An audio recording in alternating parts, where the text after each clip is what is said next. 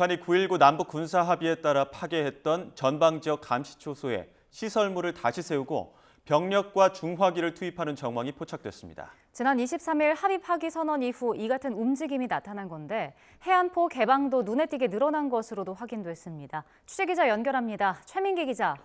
네, 국방부입니다. 북한이 9.19 군사 합의 파기를 선언한 뒤에 군사적 조치를 예고했었는데 실제 전방 지역에서 관련 동향이 포착된 거죠? 네, 그렇습니다. 북한이 기존에 파괴했던 지피, 감시초소 자리에 감시소를 다시 설치하는 정황이 우리 군에 포착됐습니다. 우리 군 당국이 최근 지상 열상 장비 등으로 촬영한 북한군의 동향사진들을 공개한 건데요. 북한군이 경계호를 새로 구축한 모습이 확인됐고 이곳에 중화기, 무반동총을 가지고 들어가는 장면도 확인됐습니다. 이곳에서 북한 장병이 야간 경계 근무를 서는 모습도 식별이 됐고요. 후사면 쪽으로는 막사가 세워진 것도 관측이 됐습니다. 이같이 북한군이 감시초소를 복구하는 정황은 9.19 합의를 파기하겠다고 선언한 지난 23일 다음 날인 24일부터 포착이 됐습니다. 우리 측 합의 효력정지 방침에 대한 맞대응 차원으로 9.19 합의 파기를 선언한 이후 일련의 수순을 진행하는 것으로 풀이됩니다. 다만 북한군이 9.19 합의 이전 수준으로 설치문을 복권할지는 지켜봐야 할 것으로 보입니다. 아울러 북한의 해안포 개방도 이전보다는 크게 늘어난 것으로도 식별이 됐는데요. 평소 한 개소 정도에서 한두 개 포문을 개방했던 것과 비교해서 현재는 두 자릿수 이상으로 해안포 개방이 늘어난 것으로 보입니다. 군사적 위협 수준이 크게 고조가 되면서 남북의 우발적 충돌 우려도 커지고 있습니다.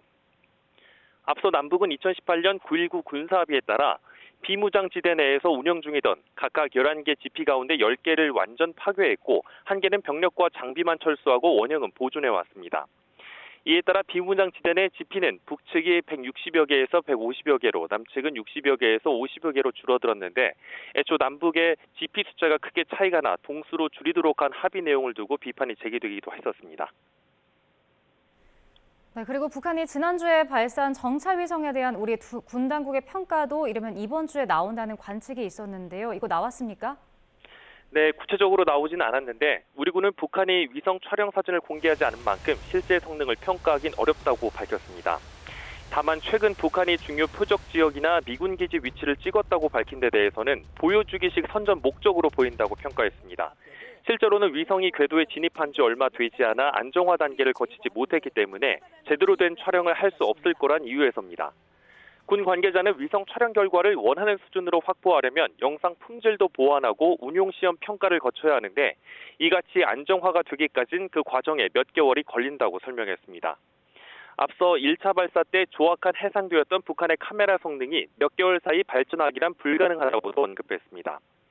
또 러시아의 기술 지원으로 위성 수준을 끌어올렸을 가능성에 대해서는 러시아가 위성체를 통째로 제공하면 가능할 수 있지만 북한 발사체, 관제소 소프트웨어와 호환 문제가 남는다며 부정적으로 내다봤습니다.